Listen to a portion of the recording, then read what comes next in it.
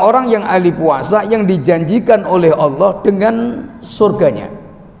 Yang pertama, as-shaimunal muhsinuna fi siyamihim. Orang-orang yang puasa yang sempurna puasanya. Kemudian yang kedua, as-shaimunal mustaghfiruna bil ashar. Orang-orang puasa yang senantiasa menjaga istighfarnya, terutama di waktu-waktu sahur mereka. As-shaimunal ladzina yakumuna bi qiyami ramadhana. Orang-orang yang puasa yang menjaga malam-malam mereka dengan amal ibadah. Yang keempat, as-shaimunal ladzina yunfikuna wa yatasaddaquna bi amwalihim. Yang keempat, orang-orang puasa yang juga selain dia berpuasa, mereka juga berlomba-lomba untuk memperbanyak sedekah mereka. Yunfikuna wa yatasaddaquna bi amwalihim. Jadi 4 ini Pak, kriteria paling tidak ini, wala akola tidak boleh kurang dari 4 ini. Masih Allah Allah Allah Allah ma lana maulan siwa Allah. Assalamualaikum warahmatullahi wabarakatuh.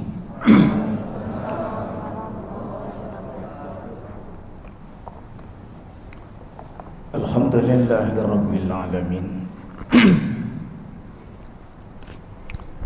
Alhamdulillahilladzi ja'ala syahrul ramadhana syahrus siyam. Asyhadu an la ilaha illallah wahdahu la syarikalah wa asyhadu anna sayyidana wa nabiyyana Muhammadan abduhu wa rasuluh.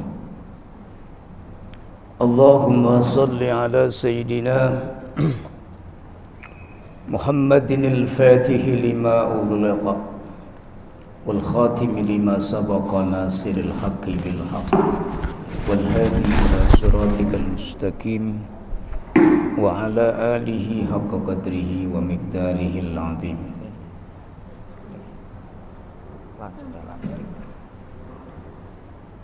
Tes 1.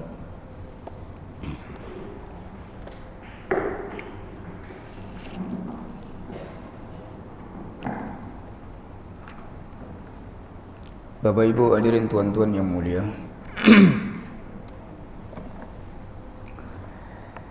Maudhu'ul bahsi, topik pembahasan kita pada kaji pagi hari ini ba'da sholatis subahi, yaitu ada satu perkara yang penting, al-umur al-muhimmah allati la budda, yang dipahami likulli shaimina wa shaimat, bagi orang yang berpuasa agar ia mendapatkan kesempurnaan dan kebaikan-kebaikan di dalam ibadah puasanya. Bapak Ibu yang mulia, sebagaimana kama ulima kita ketahui bahwasanya disyariatkannya ibadah puasa Ramadan ini adalah untuk menjadikan kita menjadi orang-orang yang bertakwa di hadapan Allah Subhanahu wa taala.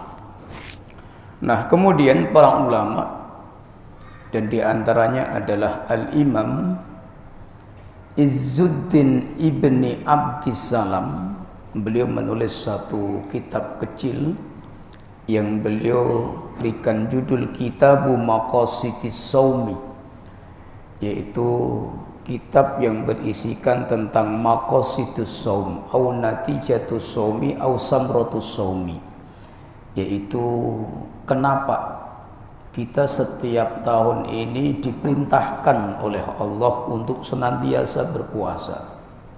Mukarraratan likulli sanatin, setiap tahun diulang-ulang. Kenapa puasa Ramadan itu tidak seperti ibadah haji, marrotan fi jami'il haya. Wa yuqalu, bahkan dikatakan ibadatun sanawiyatun, ibadah tahunan.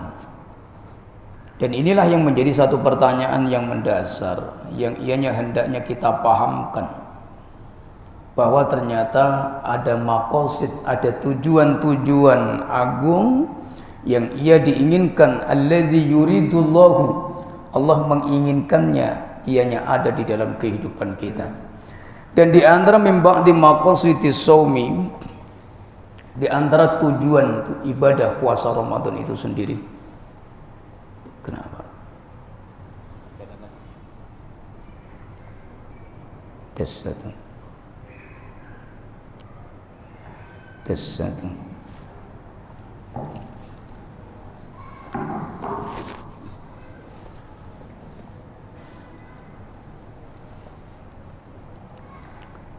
Ini sampai suruk nanti gonta-ganti mic, tak jadi ngaji saya Pak, ini serius ini Pak. Ini pula balik nyangkut di telinga, pegang begini. Atau tak usah pakai mic sama sekali ini Pak. Mohon maaf saya tak lama-lama pengajian ini Pak. Paling jam-jam 9 lah kita nanti bubar Pak. Enggak, tetap suruk berhenti, kita ngobrolnya sampai jam 9 tak masalah. Jadi kembali kepada tema kita Bapak Ibu yang mulia. Secara tidak langsung boleh kita katakan begini, puasa itu kalau kita pahami, seakan-akan Allah itu berfirman begini loh, wahai umatku, berpuasalah agar kamu menjadi penduduk surga. Berpuasalah engkau wahai umatku agar nanti di akhirat aku masukkan surga kalian. Berpuasalah anda, kata Allah, agar anda aku berikan kemudahan dan pertolongan dalam segala urusan engkau. Bahasa mudahnya begitu. Makanya di dalam ibadah puasa itu ada mafatihul jinan, ada kunci-kunci pintu surga yang ia diberikan oleh Allah agar kita jaga kunci-kunci surga ini Pak. Mafatihu abwabil jannah, kunci-kunci daripada pintu surga. Watafaqa'al ulama, walil jannati samaniyatu abwab, dan surga itu memiliki 8 pintu Bapak Ibu yang mulia. Dan sebagaimana diulang-ulang oleh para ulama kita, para guru-guru kita, para mubalik kita, dan orang-orang yang berpuasa dengan sauman kamilan, puasa yang sempurna, maka ia akan masuk surga melalui pintu royannya. Nah, tetapi secara umum amaliyah di dalam bulan Ramadan itu semuanya mengandung nilai-nilai kunci surga Pak. Mafatihu abwabil jannah.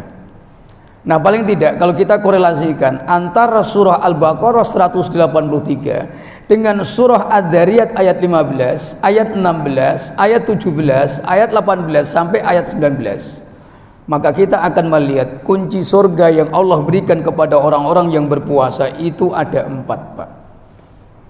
Arba'atu mafatiha, ada 4 amalan yang ia dikatakan mafatihu abwabil jannah, yang dengan 4 ini Allah akan mengizinkan kepada kita selaku hambanya untuk memasuki surganya. Nah, kenapa kami bicara surga? Karena sebaik-baik balasan daripada Allah selain keridhoannya itu nanti di akhirat ketika kita dimasukkannya oleh Allah ke dalam surganya. Nah, apa 4 kunci ini Bapak Ibu yang mulia yang harus kita jaga, muhafazatan, kita jaga benar-benar nih di dalam bulan Ramadan. Nah, pertanyaannya adalah manhum, siapakah orang-orang yang puasa? As-shaimun alladzina wa'adahumullahu bi jannatihi. Orang-orang yang ahli puasa yang dijanjikan oleh Allah dengan surganya. Yang pertama, as-shaimunal muhsinuna fi siyamihim. Orang-orang yang puasa yang sempurna puasanya. Kemudian yang kedua, as-shaimunal mustaghfiruna bil ashar. Orang-orang puasa yang senantiasa menjaga istighfarnya, terutama di waktu-waktu sahur mereka. As-shaimunal ladzina yakumuna bi qiyami ramadhana. Orang-orang yang puasa yang menjaga malam-malam mereka dengan amal ibadah. Yang keempat, as-shaimunal ladzina yunfikuna wa yatasaddaquna bi amwalihim. Yang keempat, orang-orang puasa yang juga selain dia berpuasa, mereka juga berlomba-lomba untuk memperbanyak sedekah mereka. Yunfikuna wa yatasaddaquna bi amwalihim. Jadi 4 ini Pak, kriteria paling tidak ini, wala aqalla tidak boleh kurang dari 4 ini. Masih banyak lagi tapi kami cukupkan ala sabilil iktifa'i wal ikhtisar, karena 4 ini yang paling mendasar. Ini surut al-asasi, syarat paling mendasar orang yang berpuasa yang akan mendapat jaminan surga. Alladzi wa'adallahu, Allah akan menjanjikan kepada mereka untuk mendapatkan surganya. Jom kita bahas satu persatu, Pak. Yang pertama, as-shaimunal muhsinuna bisiyamihim, orang-orang yang muhsin di dalam ibadah puasanya. Al-muhsin wal aksubia, lawan kata dari al-muhsin itu al-musi'u. Jadi ada al-muhsin, ada al-musi'u. Asa ayusi'u isa'atan. Al-muhsinu ahsana yuksinu ihsanan. Fil sulasi mazid. Ma huwal muhsin? Siapakah, pertanyaannya, orang yang muhsin? Mengacu pada hadis Jibril, lama su'ila Rasulullah sallallahu alaihi wasallam, ketika Nabi ditanya an maknal ihsan, ya Muhammad akhbirni anil ihsan, ya Muhammad kabarkan kepadaku tentang apa itu ihsan. Waqal, Nabi menjawab, al ihsanu an ta'budallaha ka'annaka tarah wa illam takun tarah fa innahu yaraka. Ihsan itu di mana di semua aspek ketaatan engkau melakukan kebaikan, engkau menyembah Allah, beribadah kepada Allah, mentaati Allah semata karena Allah. Kenapa dikatakan semata karena Allah? Karena engkau seakan-akan melihat Allah.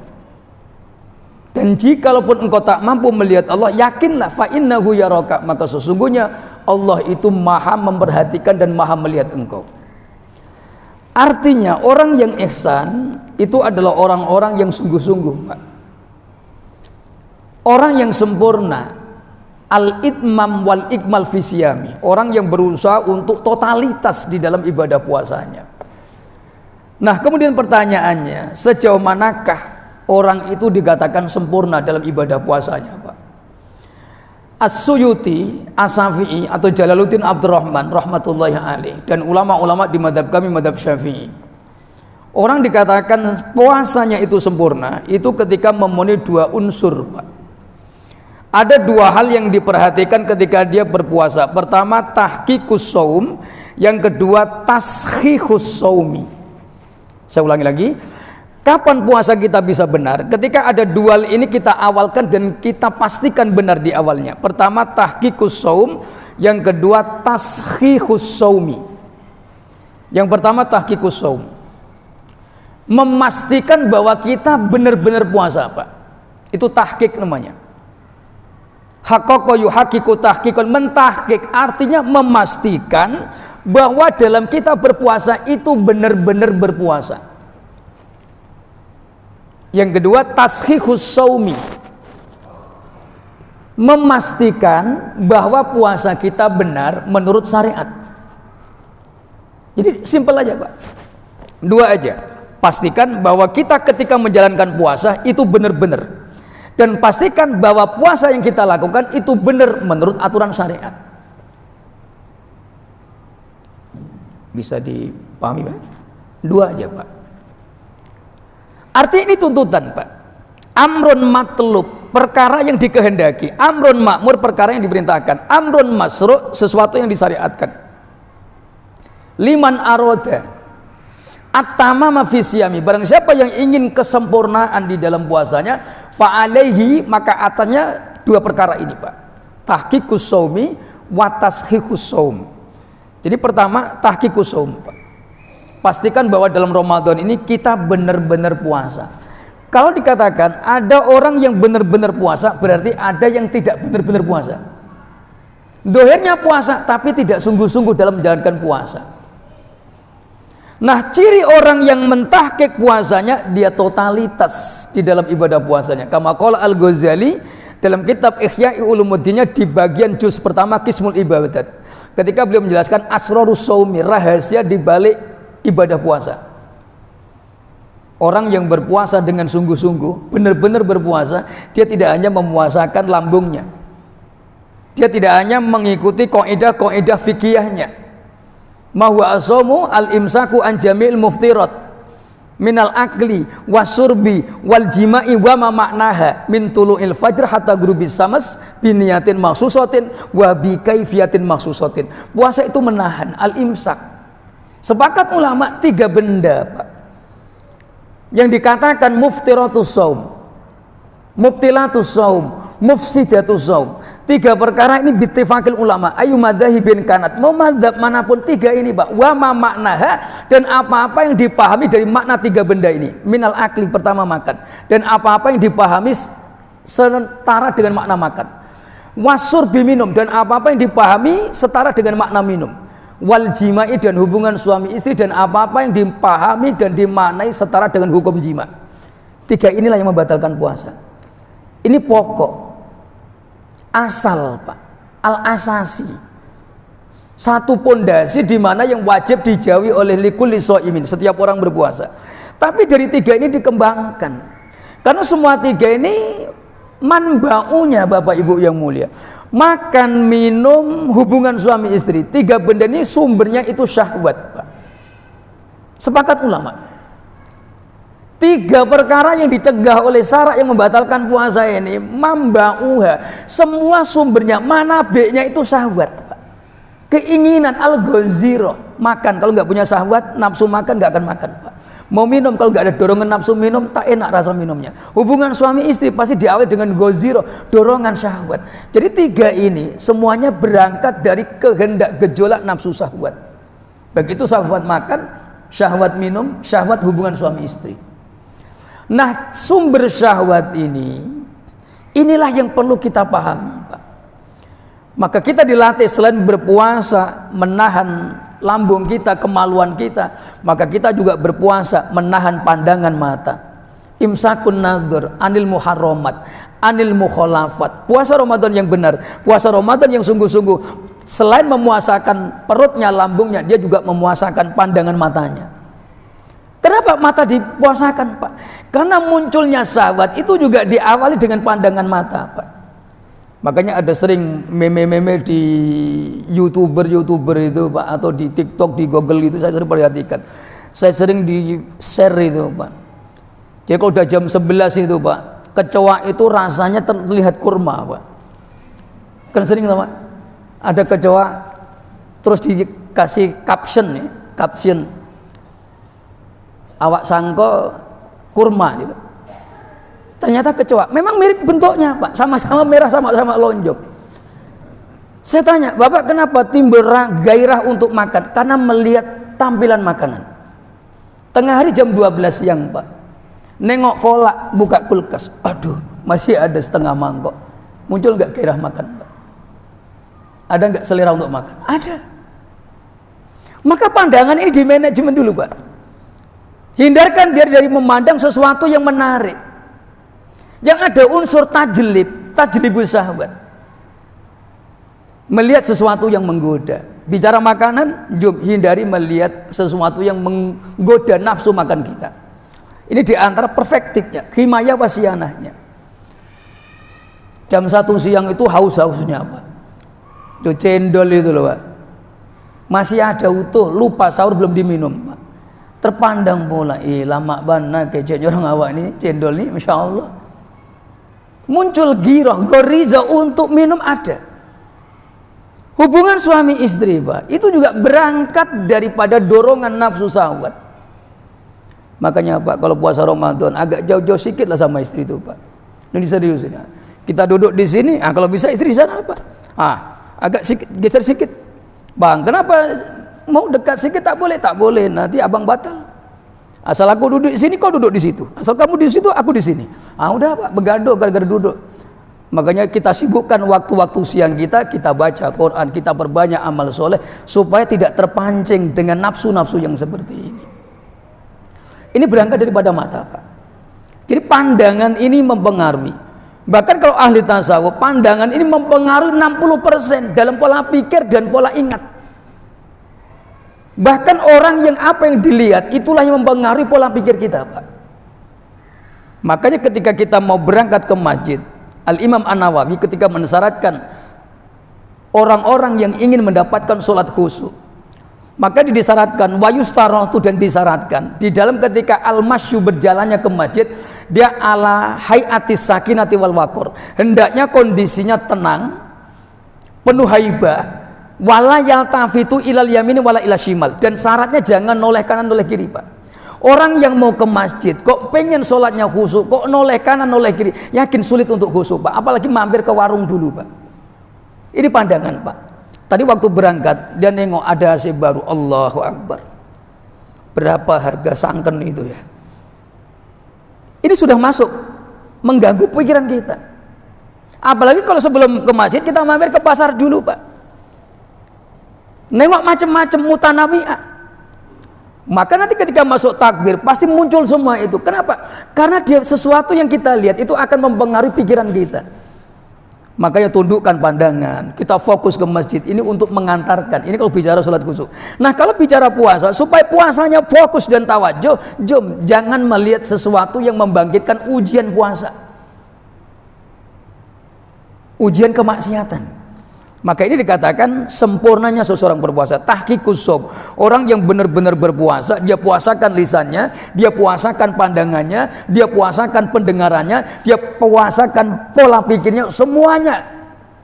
Yumsiku, menahan Pak. Nah yang kedua, tasqiqus shaumi,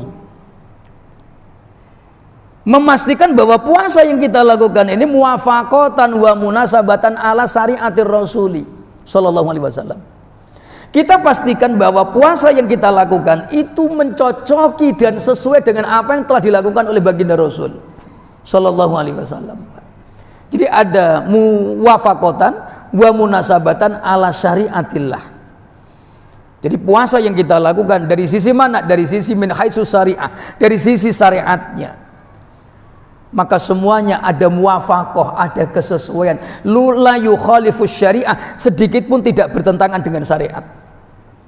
Sungguh-sungguh kita berpuasa dan puasa yang kita lakukan benar menurut kacamata syariat. Ini syarat dikatakan puasa itu sempurna Pak. Jadi pastikan kita tahqiq puasa kita. Kita benar-benar melakukan puasa, tidak setengah-tengah dalam puasanya. Kita tidak asal-asalan puasa, tetapi benar-benar totalitas perfect dalam kita melakukan ibadah puasa. Kenapa ini kami sampaikan? Hal seperti ini biasanya sudah disampaikan dalam kultum-kultum tarawih, tapi kami ingin mentakyid kembali Pak, agar setiap tahun, setiap puasa kita lakukan ada perubahan Pak. Ada grafik kebaikan yang muncul dalam kehidupan yaumiyah kita, keseharian kita, ba'da madhar Ramadan, setelah lewatnya berlalunya bulan Ramadan. Makanya kita pastikan kita tahqiq puasa kita, benar-benar kita lakukan, dan puasa yang kita lakukan adalah puasa yang benar menurut syariat. Nah standar puasa yang benar itu paling tidak ada 5 klausul hukum. Nah ini kita kaji dengan ustadz-ustadz kita yang membuka kajian fikih Ramadannya. 5 ini tidak boleh tidak Pak, labuda, tidak boleh tidak. Nek corong gonku orang sora Pak.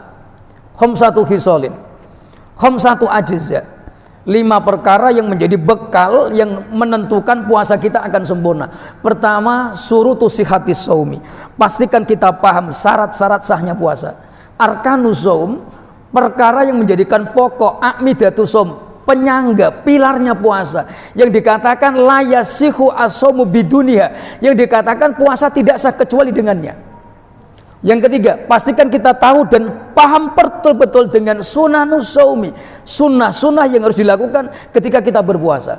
Yang keempat, makruhatus shaumi, perkara yang jika dilakukan maka akan menjadikan puasa kita dihukumi makruh. Yang kelima, mubtilatus shaum, perkara yang jika dilakukan akan menjadikan terangkat keabsahan ibadah puasa kita. 5 ini Pak, namanya tashikhus shaumi, memastikan puasa kita ada kesesuaian muwafaqatan bi syariatillah. Nah syariat Allah kita bicara fikihnya ada 5 ini Pak, syarat sahnya puasa, rukun-rukunnya puasa, sunnah-sunnah dalam ketika berpuasa, kemakruhan yang harus dihindarkan ketika seseorang berpuasa, dan yang wajib dijauhi perkara yang membatalkan puasa. 5 ini kita sempurnakan, insya Allah puasa kita akan sempurna Pak. Ini yang dikatakan as-shaimunal muhsinuna fi siyami, orang-orang yang berpuasa dengan puasa yang sempurna. Mereka membuat ihsan di dalam ibadah puasanya. Artinya bukan hanya sekedar berpuasa, tetapi mereka berusaha memaksimalkan di dalam ketika melakukan ibadah puasa. Ini satu Pak. Kalau ini sudah ada, maka tiket surga sudah ada di tangan kita Pak. Karena jelas innallaha la yukhliful mi'ad, dan Allah tidak akan pernah menyelisih janjinya. Inna wa'dallahi haqqun, sesungguhnya janji Allah itu benar adanya. Kalau Allah menjanjikan likulli shaimina, setiap orang yang berpuasa dijanjikan ayyudkhila, akan dimasukkan oleh Allah fi jannatihi, maka pasti akan dimasukkan ke dalam surganya, Pak. Maka yang pertama, manhum, siapakah mereka? As-shaimunal muhsinuna fi siyamihim, orang-orang yang sungguh-sungguh totalitas maksimal di dalam mendatangkan ibadah puasanya. Ini asyartul awal. Pertama yang harus kita sempurnakan, yang harus kita usahakan, al-ihsanu fis siyami, berbuat ihsan di dalam ketika kita melakukan ibadah puasa, Pak. Nah, kemudian yang kedua, as-shaimuna al-mustaghfiruna bil ashari humul ladzina yastaghfiruna Allaha bi jami'i dzunubihim, orang-orang yang akan mendapatkan jaminan domanatu dukhulil jannati biduni hisabin wala iqabin. Bahkan dikatakan orang-orang yang istiqomah atau batu wal istighfar, terutama di bulan Ramadan, mereka adalah orang-orang yang akan dimasukkan ke dalam surga insyaallah bi ghairi hisabin wala iqabin, tanpa harus ditanya oleh Allah dan tanpa harus mendapatkan azabnya Allah, Pak. Kira-kira masuk surga tanpa ditanya apa-apa oleh Allah, langsung masuk surga itu seneng apa seneng, Pak? Bangga apa bangga, Pak? Pengen apa tidak? Cita-cita apa bukan, Pak? Sama. Kita punya keinginan himmah yang sama, Pak. Artinya apa? Himmatun uzma, satu himmah, keinginan yang mulia, yang agung, itu adalah keinginan kita untuk mendapatkan bagian surganya daripada surganya Allah Subhanahu wa taala. Bahkan Nabi SAW bersabda, wa idza sa'altallahal jannata fas'alillahal firdaus, fas'alil firdausa, maka ketika engkau meminta kepada Allah surga, maka mintalah firdaus, mintalah surga yang paling gede, surga yang paling sempurna, nikmat-nikmat fasilitasnya. Artinya meminta surga itu boleh, beribadah dan meminta kepada Allah balasan surga itu boleh, tapi niatnya semata karena Allah, ibtigha'an wajhihi, semata karena keridhoannya. Tapi setelah beribadah kita minta ingin surganya, itu boleh, karena itu makmur, diperintahkan. Nah, manhum, pertanyaannya, siapakah orang-orang berpuasa yang akan mendapatkan surga dan diberikan kuncinya? As-shaimunal mustaghfiruna bil ashari, orang-orang yang puasa, yang istiqomah beristighfar di waktu-waktu mustajabah. Dan termasuk waktu mustajabah lil istighfar itu waktu sahuri, waktu untuk melakukan sahur, Pak. Dan ini yang kadang alladzi yakfuluhun nas, waktu yang banyak diabaikan manusia, kata Nabi SAW. Karena rata-rata kalau kita sudah di bulan Ramadan, waktu sahari, waktu sahur itu, kalau kita sudah makan sahur itu lupa untuk beristighfar, Pak. Rata-rata setelah makan sahur, kalau kita sambil nunggu waktu subuh, yang ahli hisab pakai sigaret kretek, ya 1 potong 2 potong dapat, Pak. Duduk di teras sambil baca doa. Doanya gimana, Pak? Allahumma barik lana fima razaq. Ya enggak boleh, merokok enggak boleh baca doa. 1 batang 2 batang dapat loh, Pak. Kita lupa, Pak. Ini perkara al-amru alladzi yakfuluhun nas. Dikatakan oleh para ulama, perkara yang banyak dilupakan manusia. Kita ketika sudah makan sahur itu, Pak, kita lupa waktu itu waktu waktun azim, Pak, waktu agung itu, Pak. Al-waktul karimu, waktu yang mulia, waktul mustajab, termasuk minal awqat al-fadilah al-mustajabah likulli du'ain wa su'alin wa istighfarin, Pak. Bittifaqil ulama. Waktu ketika mendekati waktu subuh itu, Pak, itu waktul mustajabah, waktu tafdil minal awqat al-fadilah, terutama untuk membaca istighfar. Maka orang-orang yang beristighfar di hadal waktu, di waktu itu, maka ia akan diampuni dosa-dosanya oleh Allah, Pak. Ini Bapak Ibu yang mulia, tanpa kita sadari, sedikit sekali umat Islam memanfaatkan istighfar di setelah makan sahur itu, Pak. Atau qoblal akli sebelum kita makan, atau ba'dal akli setelah kita makan. Rata-rata ketika kita sudah bangun dari tidur, karena tadinya kita sudah sholat tarawih, qiyamul lail, qiyamul ramadan, sudah sholat witir, terus kemudian kita bangun, mungkin kita masih sempat sholat tahajud, dan kita lupa ada waktu istighfar, waktu yang dituntut dan dianjurkan kita untuk membaca istighfar, bertobat kepada Allah, itu di dalam waktu sahur, Pak. Ini Bapak Ibu yang mulia, mereka adalah orang-orang wakanu yastaghfiruna bil askar, orang-orang yang memperbanyak membaca istighfar di waktu sahurnya. Artinya apa?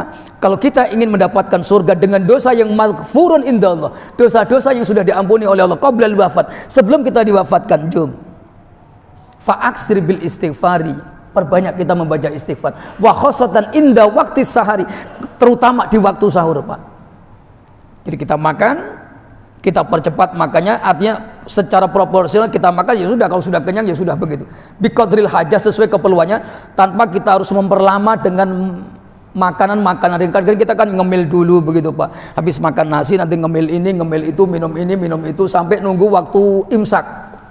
Kalau sudah imsak baru kumur-kumur. Nah, sebaiknya yang paling bagus, afdal bagaimana? Makan sahur sebagaimana seperlunya, biqadril hajah, sudah, kemudian kita gosok gigi, kemudian kita manfaatkan al-fursah al-azimah, kesempatan satu celah yang waktunya tidak lama.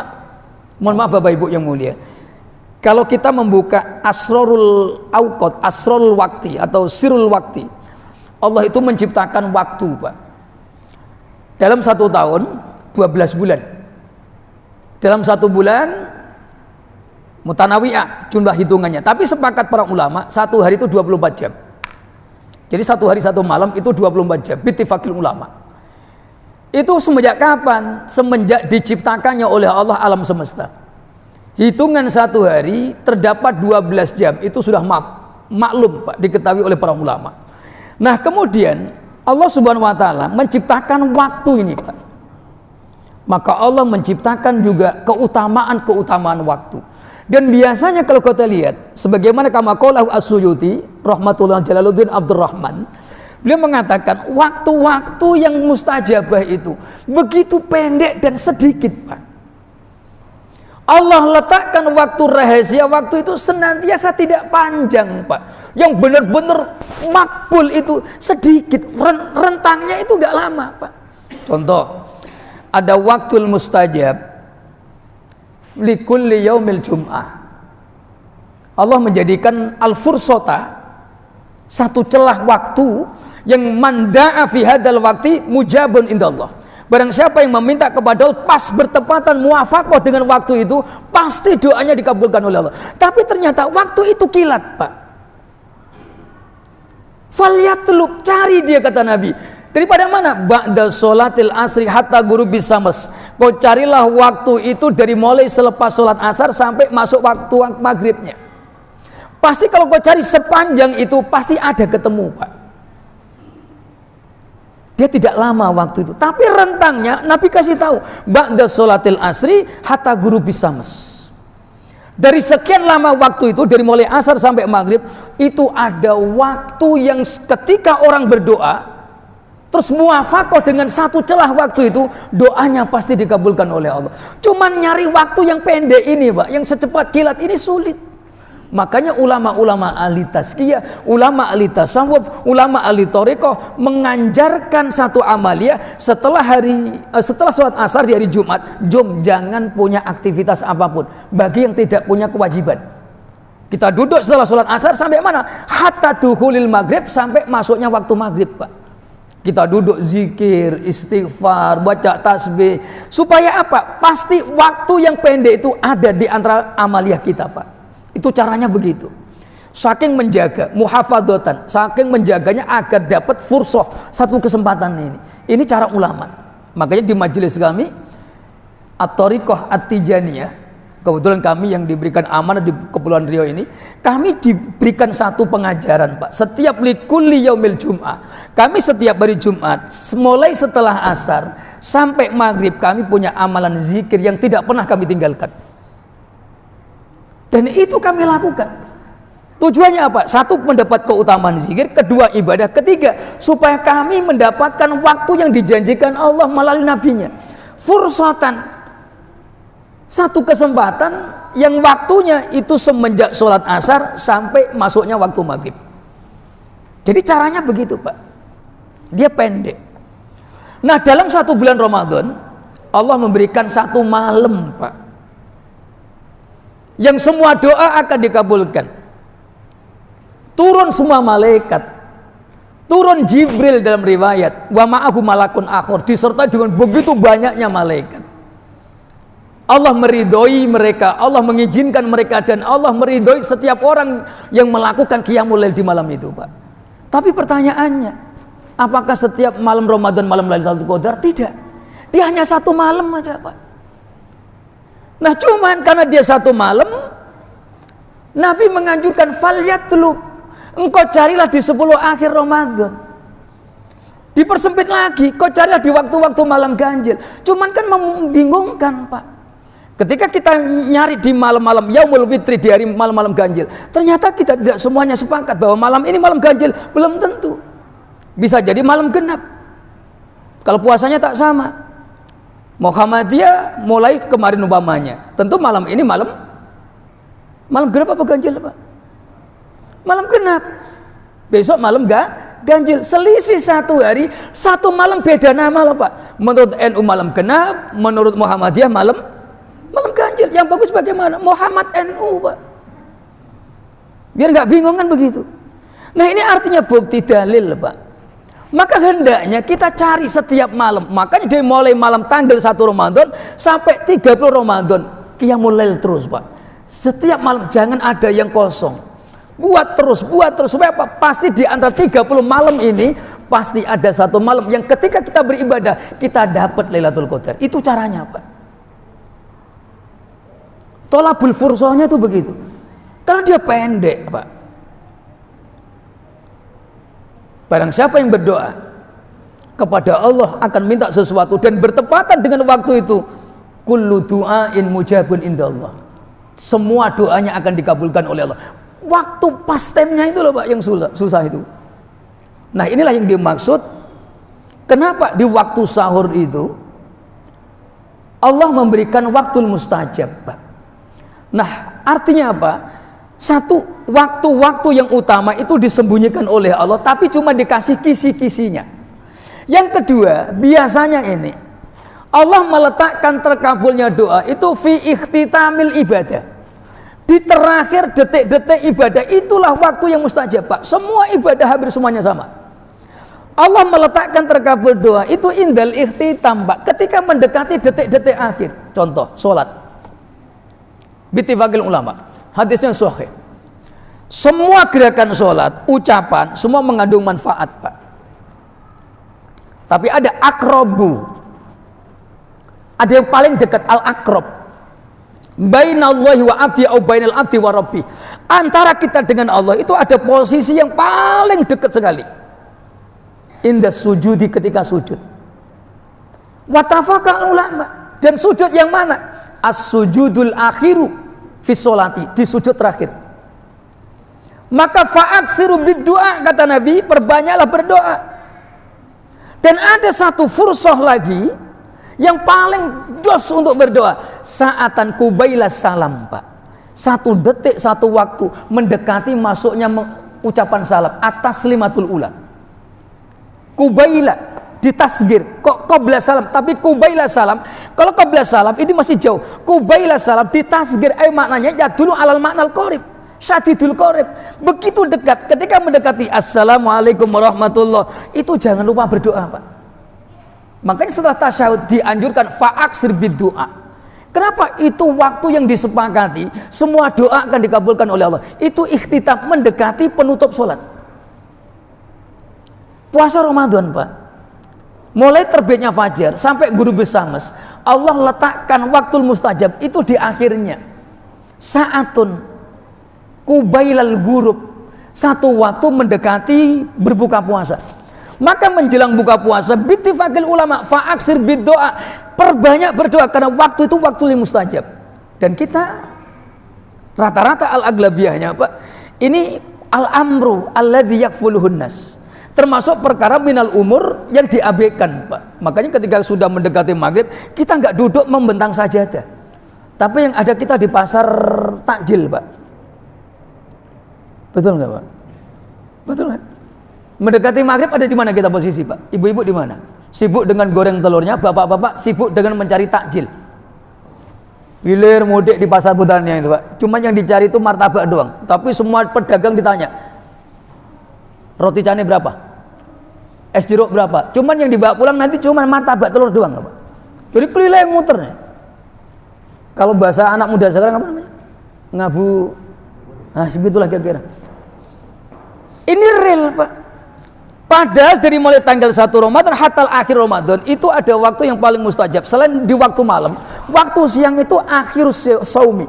Di akhirnya ikhtitamnya, Pak. Kubailal ghurub, sebelum masuk waktu maghrib. Nah, ini waktu mustajab. Jadi semua ibadah itu Bapak Ibu yang mulia diletakkannya oleh Allah, waktu yang paling utama itu selalu mendekati endingnya. Makanya ujian paling berat itu paling akhir. Padahal paling akhir itulah yang paling banyak fadilahnya loh, Pak. Keutamaan itu akan dibanjirkan oleh Allah kalau sudah mendekati ending ibadah. Makanya berat, semakin ke sana semakin berat. Karena lelahnya sudah di awal, Pak. Capeknya sudah kita rasakan di awal-awal. Maka ketika masuk pertengahan ke akhir, 10 akhir itu tinggal tekleknya kalau orang Jawa bilang, Pak. Makanya semakin banyak yang tumbang. Salat tarawih tinggal 2 saf. Tadinya sampai ke sana. Ini salat subuh tadi nggak muat masjidnya, Masya Allah. Ini saya lihat salat subuh seperti salat Jumat, Pak. Saat ini muter ke sana, pintu udah dikunci. Muter lagi ke sana, pintu udah mau dikunci juga. Ini tanda masjid kita kurang besar loh, Pak. Mana Pak Ketua DKM ini? Ini kurang besar. Kapan? Kalau bulan Ramadan. Kalau di luar bulan Ramadan terlalu besar kita bangun masjid ini, Pak. Kan begitu. Diringkas lagi gitu. Tidak juga. Ini real. Maksud saya gimana? Kita jom gitu, Pak. Jangan ada rasa enggan, rasa menyerah begitu loh, Pak. Artinya apa? Di setiap akhir ibadah itu ada waktu-waktu yang memang itulah saatnya Allah memberikan terkabulnya doa, keutamaan, ampunan. Makanya berat, Pak. Barek bana keceknya orang awak Pak. Kenapa? Semakin berat semakin gede fadilahnya, semakin berat tantangannya, semakin gede pahalanya, semakin agung fadilahnya. Apalagi kalau udah 10 kesininya, Pak, udah malam 23, 25, 26, 27. Begitu, Pak. Tim hisab hilal ru'yah tidak melihat anak bulan. Ramadan itu selesai atau belumnya, atau lebaran masuk tidaknya, itu yang dilihat. Yang hilalnya itu bukan anak bulan, Pak. Mall sama pasar, Pak. Yang diteropong, Pak. Kalau udah mulai rame ini, alah dakeknya itu Idul Fitri, Pak. Betul, Pak?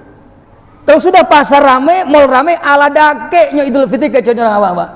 Bukan anak bulan. Makanya tak perlu nengok anak bulan. Kalau sebutannya tuh udah berjejal, mall rame, orang-orang belanja baju, itu Ramadan sudah mulai selesai, Pak. Allah selesai, Pak. Tak perlu kita nengok anak bulan. Udah selesai itu, dekat itu berarti. Wah, masjid udah sepi. Tanda lah itu, Pak. Nah, ini real, Pak. Maksud saya, jom kita pertahankan suasana seperti ini sampai akhir Ramadan, Pak. Supaya apa? Tidak hanya 1-2 orang yang mendapat fadilah, tapi kalau bisa satu masjid dari awal tanggal 1 sampai tanggal 30, jom. Selesai Ramadan, semuanya dapat ampunan. Selesai Ramadan, doanya semua dikabulkan. Selesai Ramadan, dimuliakan, ditinggikan derajatnya oleh Allah. Dunia wa ukhra, dunianya dan akhiratnya. Ini as-shaimun al-mustaghfiruna indal asra'u bil askar au fi waqti sahuri. Jadi orang-orang yang puasa tapi juga selain dia berpuasa menahan lapar, menahan haus, dia juga memperbanyak istighfarnya, Pak. Masih 2, Pak. Sedangkan jadwal saya cuma 1 pertemuan di Masjid Al-Mutmainnah. Saya lanjutkan sampai jam 8 atau kita lanjutkan bulan Ramadan tahun depan. Pilih mana, Pak? Kalau mau saya lanjutkan jam 8, kalau mau dipending di hall dulu 2024 kita lanjutkan. Pilih mana? Alah, pilih tutup aja lah, Pak Ustaz. Saya pun udah ngantuk juga, Pak. Ngantuk, tenggorokan juga udah kering. Karena ujian pengajian kami itu kalau pengajian begini Pak, ujian paling berat itu tenggorokan Pak. Jadi semakin kering, semakin haus terasa. Jadi supaya ini juga tidak terjadi, saya akhiri saja pengajian kami. Stroke masih berapa menit? Baik Bapak Ibu, 1 menit cukup untuk bertanya walaupun tidak cukup untuk menjawab. Silakan Pak. Bertanya nanti jawabnya tahun depan juga Pak. Pending juga. Yang bertanya saya doakan panjang umur, kaya raya, semakin soleh, semakin solehah, rumah tangganya semakin sakinah, anaknya baik-baik. Nanya dulu Pak, 1 aja Pak. Oke, baik. Assalamualaikum warahmatullahi wabarakatuh. Salam. Dan lain, yaumil lain, yaumil lain, itu jam berapa saja? Akhirnya kobra subuh. Yang kedua, ciri-ciri daripada Lailatul Qadar itu kan diterangkan berbagai macam besar. Seandainya kita mendapat Lailatul Qadar, nanti di saat itu kita beribadah di dalam rumah, apakah kita ciri-ciri itu nampak Ustaz? Kayak seperti air membeku berapa saat Ustaz? Kemudian itu bagaimana Ustaz? Mohon Baik. dijelaskan. Wa kana Sayyiduna Urwah ibnu Zubair bin Awam radhiyallahu an. Jadi Sayyidina Zubair bin Awam itu pernah bertanya kepada bibinya, Sayyidatuna Aisyah ummul mukminin radhiyallahu anha. Karena Sayyidina Zubair itu, Urwah bin Zubair itu, urwahnya itu keponakannya. Ya khalati wa bibiku, al khalah itu saudara perempuan dari jalur ibu, khalah. Kalau dari paman, dari jalur bapak namanya ammah, al-am, al-khal, al-ammah, al-khalah. Ya khalati wa bibiku, sif, tolong jelaskan kepadaku bagaimana Nabi sholat malam. Maka Sayyidah Aisyah mengatakan, wa kana yanamu fi awalil lail. Nabi itu kalau tidur di awal malam. Awal malam itu jam berapa? Jam 9. Jam 10, jam 9 itu awal malam. Jadi orang Arab kalau mengatakan awalul lail itu dianggap jam 9 atau jam 10. Nah Nabi tidur jam segitu. Dan Nabi kapan bangunnya? Wayastaiqidhu, dan bangunnya beliau itu ada mengatakan riwayat di pertengahan malam, muntasiful lail, nisful laili. Ada mengatakan fis sulusil lailil awal, di sepertiga malam awal, jam 1 mulai. Berarti Nabi tidur jam 9 atau jam 10, bangun jam 1. Kemudian Nabi sholat. Berapa lama Nabi sholat? Itu biasanya mendekati waktu subuh. Seberapa lama jarak antara subuh dengan Nabi selesai sholat witir? Nabi setiap selepas sholat malam itu Nabi berbaring Pak. Wayat toji'u, Nabi berbaring ala jambihil aiman. Beliau berbaring tapi tidurnya hanya leyeh-leyeh. Itu berapa? Biqadri nisfis sa'ah. Kalau diukur oleh para ulama, setengah jam.